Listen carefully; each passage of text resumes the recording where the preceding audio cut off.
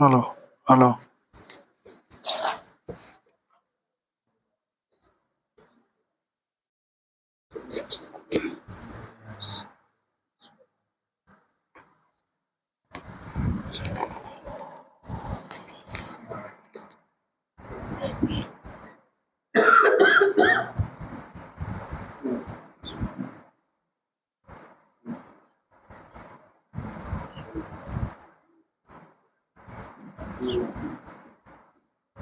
صلوات پڑھے محمد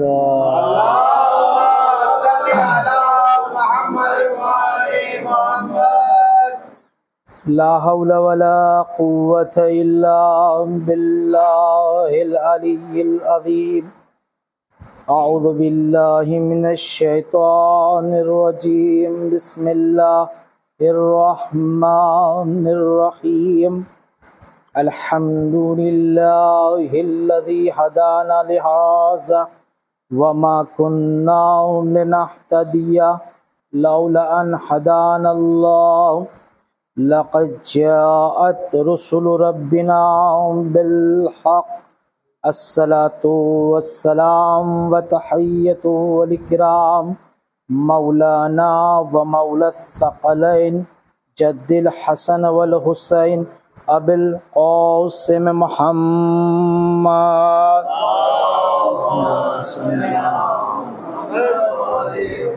وآلہ الطیبین الطاہرین المظلومین المعصومین ولعنۃ اللہ علی اعدائہم اجمعین من الآن الی قیام یوم الدین اما بعد فقد قال رسول اللہ صلی اللہ علیہ وآلہ وسلم بسم اللہ الرحمن الرحیم ان الحسین مصباح الہدی وسفینۃ النجاة صلوات محمد۔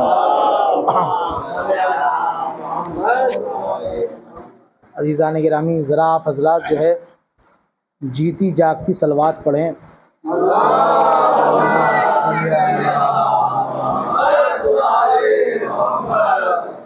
یاد رکھیں مجلس حسین وہ بابرکت عبادت ہے کہ اس پر بیٹھنا بھی ثواب، اس کے لیے نکلنا بھی ثواب، اور یہاں صرف یہ وہ ذکر ہے اور اس کی اہمیت یہ ہے کہ انسان تو انسان، اللہ کے فرشتے بھی یہاں سے کچھ نہ کچھ لے کر جاتے ہیں۔ لہٰذا آپ حضرات جب بھی ذکر آل محمد ہو تو صلوات پڑھا کریں، کیونکہ سب سے بڑا اثر صلوات کا یہ ہے کہ صلوات آپ کو فائدہ یہ دے گی کہ آپ کا گناہ جلد سے جلد مٹتا جائے گا۔ علماء نے بیان کیا ہے کہ صلوات کے سلسلے میں کہ اللہ نے صلوات کے اندر جو ہے دو چیزیں رکھی ہیں۔ جیسے اس کے اندر کیا دو چیزیں ہیں؟ ایک تو چیز یہ ہے کہ صلوات آپ کے گناہ کو مٹاتی جائے گی اور آپ کے صلوات کے ثواب کو لکھتی چلی جائے گی۔ صلوات پڑھے محمد۔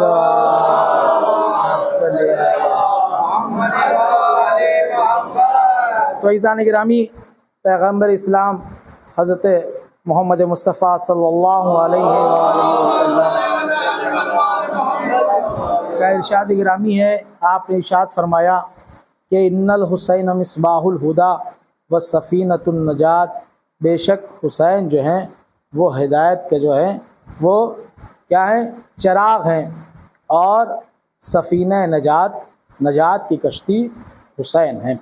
عزیزان گرامی، اس حدیث مبارکہ سے یہ بات تو سامنے آ گئی کہ بغیر حسین کے ہدایت ملنے والی نہیں ہے۔ ہدایت چاہیے تو حسین تک آنا ہوگا۔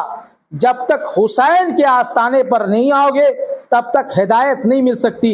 عزیزان گرامی، یہی وجہ ہے کہ جو حسین کو چھوڑ دیا وہ ہدایت سے دور ہو گیا، جو حسین کو پا لیا وہ ہدایت یافتہ ہو گیا۔ صلوات پڑھے محمد۔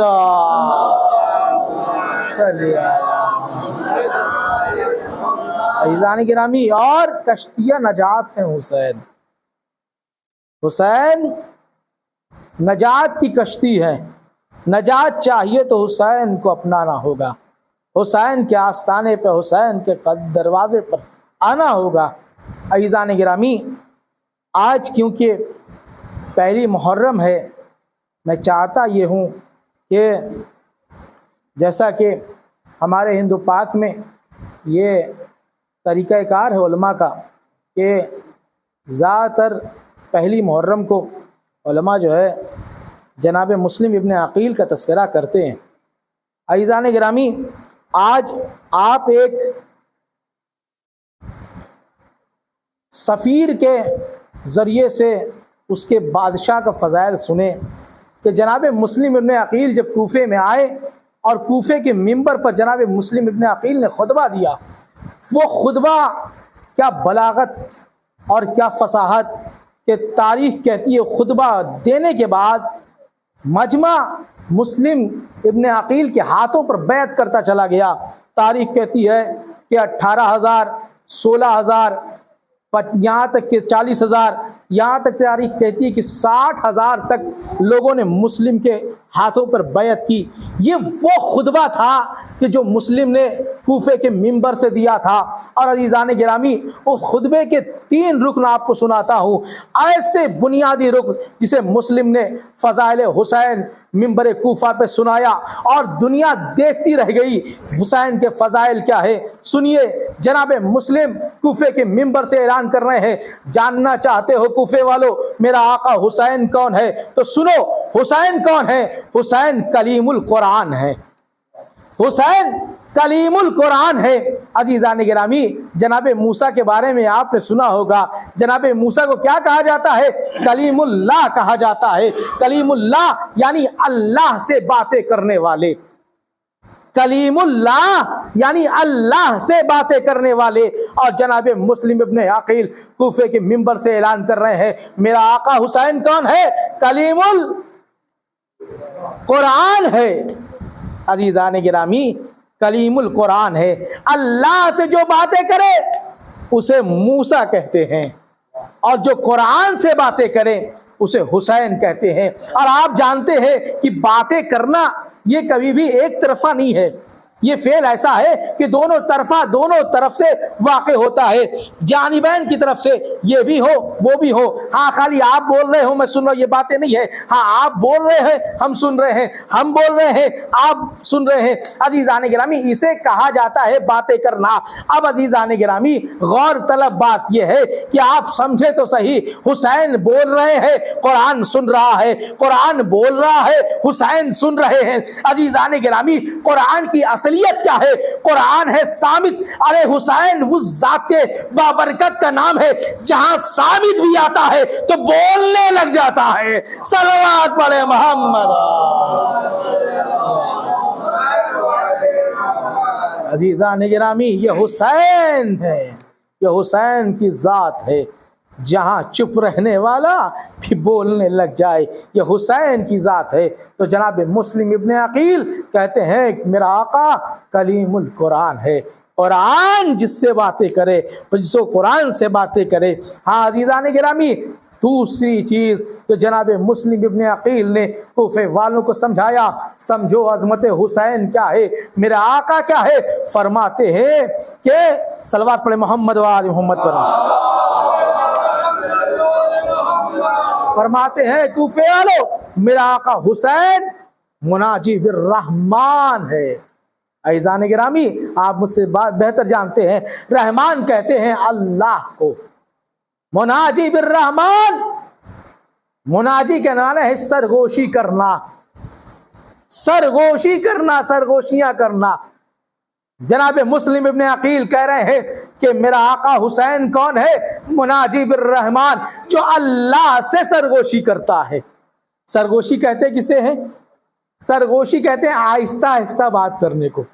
ایک آدمی دوسرے انسان کے کان میں جو بات کرتا ہے اسے کہتے ہیں سرگوشی کرنا۔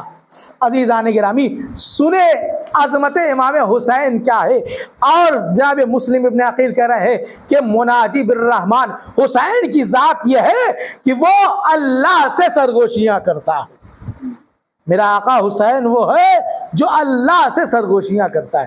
عزیزان گرامی، آپ جانتے ہیں کہ بعض حدیثوں میں معصومین کی طرف سے یہ وارد بھی ہوا ہے اور منع بھی کیا گیا، تاکید بھی ہے دیکھو کہ سرگوشیاں کرنا اچھی بات نہیں ہے. اگر اور خاص کر اس محفل، اس مجلس میں جہاں دو لوگ ہوں اور دو لوگوں کے سامنے دو لوگ گفتگو کر رہے ہیں، سرگوشی کر رہے ہیں، ایک دوسرا کان میں اس کے کچھ کہہ رہا ہے، وہ اس کے کان میں کہہ رہا ہے، لیکن تیسرا وہاں پر ہے، منع کیا گیا ہے. اگر تیسرا موجود ہے تو آپ اس طرح کے فعل انجام نہ دیں، کیونکہ ہو سکتا ہے وہ سوچ رہا ہو کہ یہ ہو سکتا ہے یہ ہمارے بارے میں گفتگو کر رہے ہیں. عزیزان گرامی، تاریخ کہتی ہے پیغمبر اکرم اپنے حجرے میں موجود ہے، مولا کائنات سے سرگوشی کر رہے ہیں. ایک صحابی آگے بڑھے، یا رسول اللہ اجازت، کہا نہیں. دوسرے آگے بڑھے، اجازت، کہا نہیں. پھر آگے بڑھے، یا رسول اللہ اجازت. تاریخ کہتی ہے پیغمبر نے سب کو منع کر دیا. اس کے بعد تھوڑی دیر بعد سب کو بلایا. اب عزیزان گرامی، آپ جانتے ہوں گے پیغمبر جو سرگوشی کرنا منع کر رہے ہیں، اب صحابہ کا پارا کیا ہوگا؟ ایک نے چڑھ کر کہا، جل کر کہا، یا رسول اللہ آپ تو ہمیں منع کرتے ہیں سرگوشی نہیں کرنا چاہیے، اور ہماری موجودگی میں آپ علی سے سرگوشیاں کر رہے ہیں.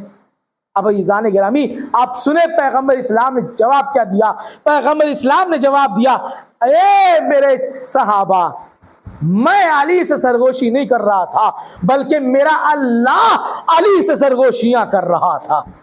عزیزان گرامی، اب آپ کو کچھ سمجھ میں آیا کہ اللہ جب علی سے سرگوشی کرنا چاہتا ہے، جب علی سے گفتگو کرتا چاہتا ہے تو وہ وسیلہ بناتا ہے محمد کی زبان کو، اور جب محمد سے گفتگو کرنا چاہتا ہے تو معراج پر علی کی زبان کو وسیلہ بناتا ہے. صلوات پڑھے محمد.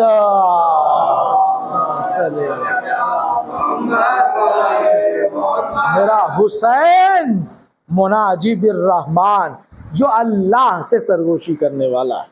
عزیزان گرامی، جلدی جلدی سن لے. تاریخ کہتی ہے جناب مسلم ابن عقیل نے کوفے والوں کو سمجھایا کہ حسین کون ہے. پہچانو میرے آقا کو، حسین کس بادشاہ کا نام ہے. اور عزیزان گرامی، تیسرا جملہ جو بڑا غضب کا جناب مسلم نے، واقعاً یہ فصاحت تھی جناب مسلم کی، بنی ہاشم کے علاوہ یہ الفاظ کوئی استعمال ہی نہیں کر سکتا جو جناب مسلم ابن عقیل نے استعمال کیے ہیں. فرماتے ہیں میرا آقا حسین حلیف الایمان ہے. عزیزان گرامی، دو لفظ ہیں، ایک لفظ ہے حریف، حریف کہتے ہیں دشمن کو، اور ایک لفظ ہے حلیف. حریف دشمن، حلیف کیا؟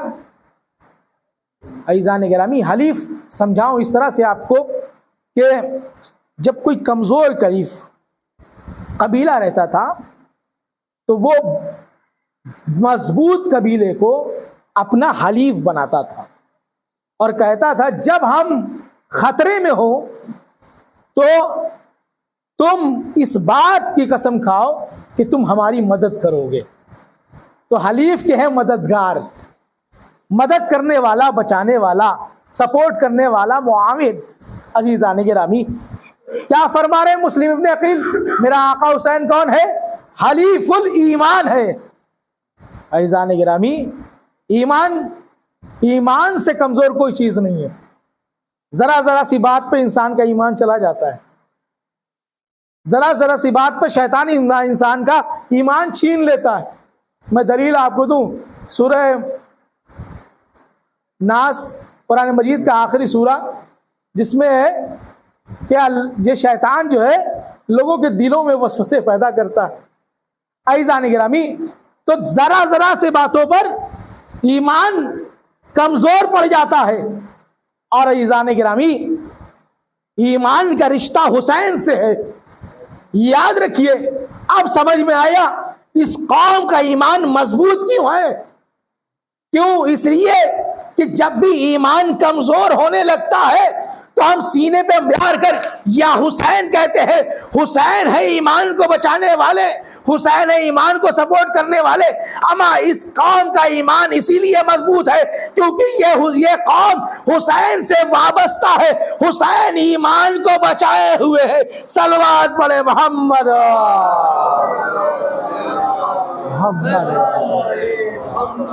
عزیزان گرامی، لہذا حسین کی ذات ہے۔ پھر جناب مسلم نے ایک جملہ کہا ہے، دیکھو میرے آقا کے قدموں سے اڑنے والے غبار کے سامنے تم جھک کر جاؤ، جنت تمہارے تک خود جھک کر چلی آئے۔ عزیزان گرامی، یہ حسین کی شخصیت ہے۔ تاریخ کہتی ہے کہ یہی سفیر حسین کوفے میں اکیلے رہ گئے۔ ہاں عزیزان گرامی، کوفے میں آپ جانتے ہیں کہ ایک وقت ایسا تھا کہ مسجد نمازیوں سے چھلک رہی تھی۔ ایک وقت آیا کہ مسلم نے جب مڑ کر دیکھا تو کوئی ایک بھی نظر نہیں آ رہا۔ تاریخ کہتی ہے کہ مسلم طوا کے گھر پہنچے۔ عزیزان گرامی، یقین جانیے مسلم کون تھے، کتنے بڑے شجاع تھے، کتنے بڑے بہادر تھے۔ تاریخ کہتی ہے کہ محمد ابن اشعث کو عبید اللہ ابن زیاد نے 180 آدمیوں کا لشکر بھیجا گرفتار کرنے کے لیے مسلم کو۔ محمد ابن اشعث 180 آدمی کا لشکر لے جاؤ اور مسلم ابن عقیل کو طوا کے گھر سے گرفتار کرو۔ بلال نے پہلے ہی طوا کے لڑکے نے خبر دے دی تھی۔ عزیزان گرامی، تاریخ کہتی ہے کہ جب آہٹ محسوس کی تو جناب مسلم طوا کے گھر سے نکلنے لگے۔ ایک مرتبہ مومنہ نے کہا آپ یہیں رہیے، کہا نہیں، تو نے میرے ساتھ احسان کیا، میں نہیں چاہتا میری وجہ سے پریشانی میں آ جاؤ۔ تاریخ کہتی ہے مسلم طوا کے گھر سے نکلے۔ اب عزیزان گرامی، 180 جو افراد کا لشکر تھا وہ مسلم کو گرفتار کرنے کے لیے آیا۔ محمد ابن اشعث نے جناب مسلم کی ذرا سا آپ شجاعت تو دیکھے۔ تاریخ کہتی ہے محمد ابن اشعث نے 40 گھوڑ سواروں کو، جن کے ہاتھوں میں ہتھیار، تلوار، نیزے، کہا 40 لوگوں سے، 40 سپاہیوں سے مسلم کو گرفتار کرو۔ اور ایک مرتبہ مسلم نے تلوار نکالی اور یا علی کہا۔ کوفے کے لوگوں نے یہ منظر دیکھا کہ ایک مرتبہ مسلم کی تلوار چمکی اور چمکنے کے بعد جو منظر دیکھا کہ 40 گھوڑے بغیر سوار کے کوفے کی گلیوں میں نظر آنے لگے۔ صلوات پڑھے محمد۔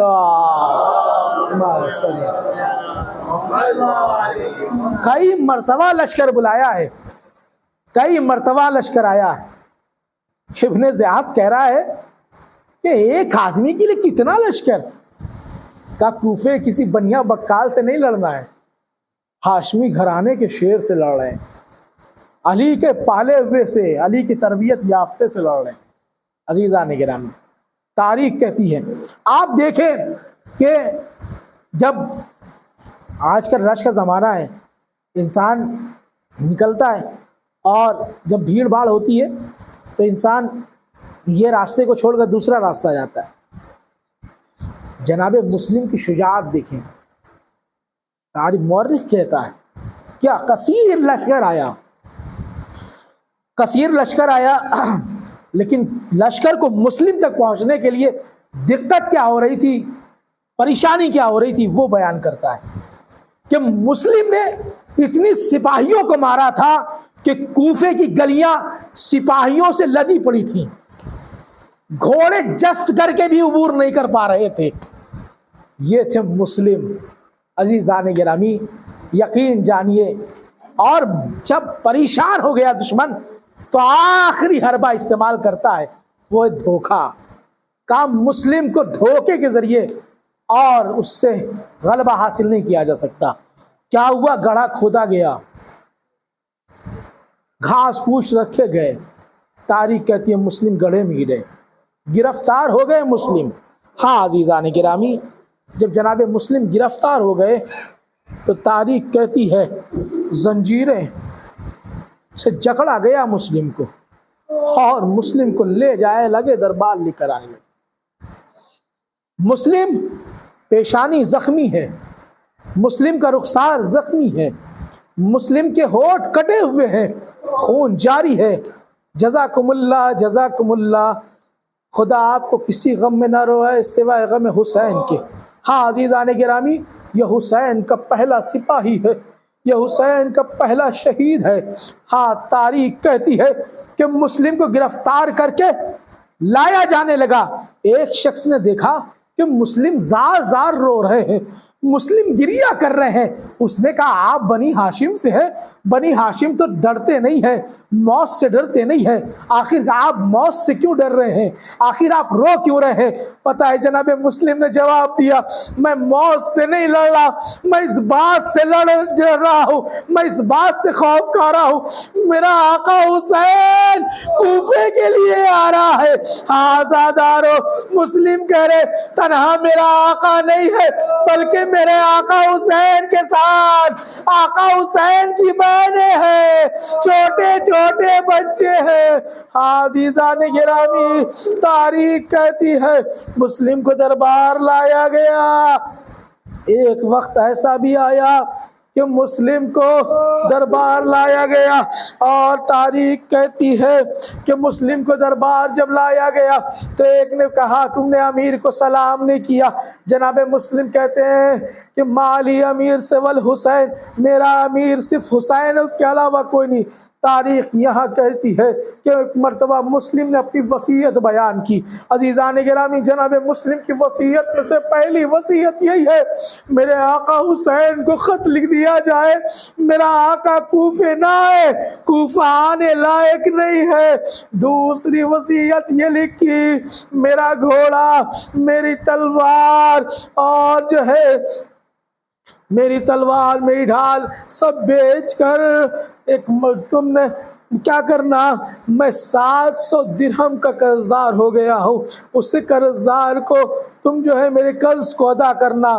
تاریخ کہتی ہے اس کے بعد جناب مسلم نے ایک اور وصیت کی، دیکھو میری تلوار، میری زرہ، میرے گھوڑے کو بیچ دو گے تو 700 درہم سے زیادہ ملے گا، جب جو زیادہ پیسہ بچ جائے، جو پیسے بچ جائے اس سے میرے غسل و کفن کا انتظام کر دینا۔ ہاں عزیزان گرامی، تاریخ کہتی ہے اس کے بعد مسلم نے ایک اور وصیت کی، دیکھو جب میں شہید کر دیا جاؤں تو میرا جو کرتا خون آلود ہے، میرا امامہ جو خون آلود ہے، اسے مدینے بھجوا دینا تاکہ میرے بچوں تک، میرے گھر والوں تک میری نشانی پہنچ جائے۔ آزادارو، تاریخ کہتی ہے یہ مسلم ہے نا، یہ کون ہے مسلم؟ سفیر حسین ہے نا مسلم۔ تاریخ کہتی ہے بہت رابطہ ہے حسین اور مسلم میں۔ حسین کون؟ غریب حسین وطن ہے۔ حسین کون؟ غریب الوطن ہے۔ مسلم بھی غریب الحسین وطن ہے۔ حسین کون؟ حسین پیاسے شہید ہوئے، ارے مسلم بھی پیاسے شہید ہوئے۔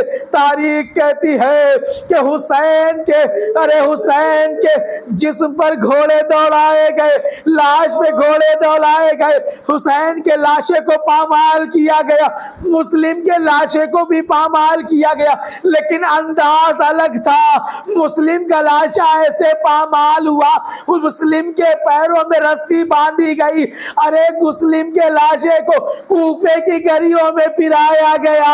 آزادارو، ایک اور مناسبت ہے، ارے مسلم جب شہید ہوئے تو حسین مسلم کی بیٹی کو اپنے پاس بلاتے ہیں، تسلی دیتے ہیں، تفشی دیتے ہیں، ارے دست شفقت پھیرتے ہیں، پیار کرتے ہیں، دلاسا دیتے ہیں، لیکن ہائے رے سکینہ، حسین کے شہید ہونے کے بعد کوئی نہ تھا جو حسین کی بچی پر، حسین کی یتیمہ پر ترس جاتا، کوئی تماچے لگاتا، کوئی گوشوارے سی سکینہ بلک بلک کر تڑپ تڑپ کر آواز اے چچا پاس سکینہ پر۔